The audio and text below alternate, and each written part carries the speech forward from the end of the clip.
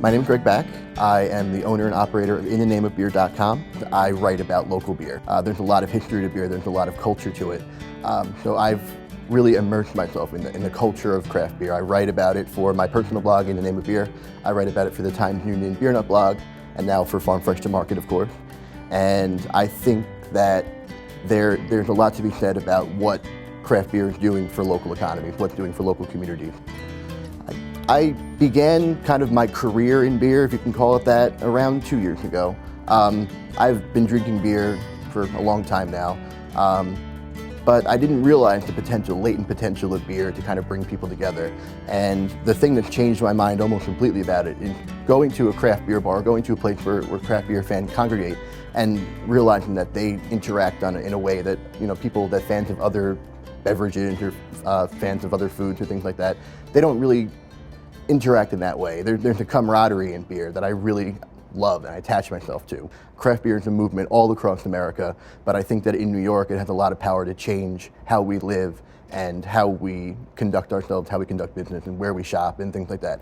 And it's really an effective conduit to get people to believe in the movement that I believe in. Andrew Cuomo, the governor, has seen what the farm distillery and farm winery law has done for building winery trails and distillery trails all around New York, and we want to do the same thing for craft beer. So my philosophy is that beer should be open to everyone who's over 21, and it should be accessible. There shouldn't be this barrier to understanding beer.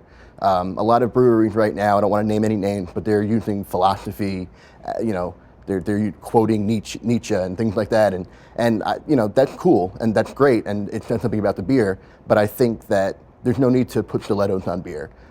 Beer stands on its own, and it should be open to everyone who's over 21. I went to a cash tapping for the Albany Ale Project back in November, and Albany used to be the brewing capital of the world behind London. And Albany was pumping beer out through the Erie Canal to Chicago, also sending it down to New York City, to Boston by land. And people don't really realize that history has been lost, that a lot of major breweries had their headquarters, their major operating facilities in the city of Albany. And I think that places like the Pump Station are bringing back that kind of heritage. I just found out this week that Druthers in Saratoga is moving to, or they're going to open up Druthers 2 in Albany.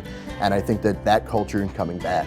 And if you look at old maps of Albany, you'll find that there was a brewery on every corner, that there were like 100, 200 breweries in Albany alone.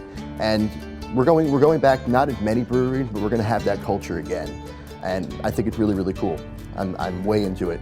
And even New York State was the capital of hop production in the world. And hops, all of a sudden, they kind of moved production out to the West Coast, where different varieties can grow. But we have a rich heritage of brewing and farming together in New York.